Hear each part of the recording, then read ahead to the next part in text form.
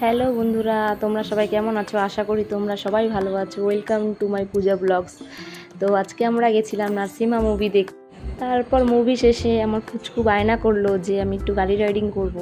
তারপরে ও গাড়ি রাইডিং এখানে করছে, কিন্তু মুখ দেখলে মনে হচ্ছে যে খুব নার্ভাস আছে, কিন্তু না, ও খুব আনন্দই লাগছিলো গাড়ি রাইডিংয়ের পরে। যখন ও নামানো হলো ওকে, তারপরে ওকে জিজ্ঞেস করার পরে ও বলছিল যে না, খুবই ভালো লেগেছে, কিন্তু ওর মুখ টুক দেখে মনে হচ্ছে পুরো নার্ভাস, যেহেতু প্রথমবার বসেছিল।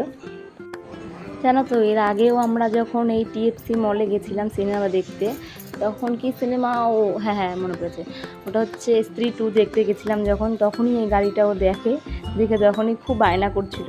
কিন্তু তখন না ওর গায়ের জ্বর ছিল, মানে বাড়িতে বসে অতটা শরীরটা অতটা খারাপ দেখিনি, কিন্তু রাস্তায় গিয়ে অনেকটা শরীরটা। তারপরে এখানে দেখতে পেলাম অ্যাকোরিয়ামে ছোটো ছোটো ভীষণ সুন্দর সুন্দর মাছ ছিল। তারপরে এখানে ওর গাড়ি রাইডিং করা হয়ে গেছে, এবার শুনি ও কী বলছে।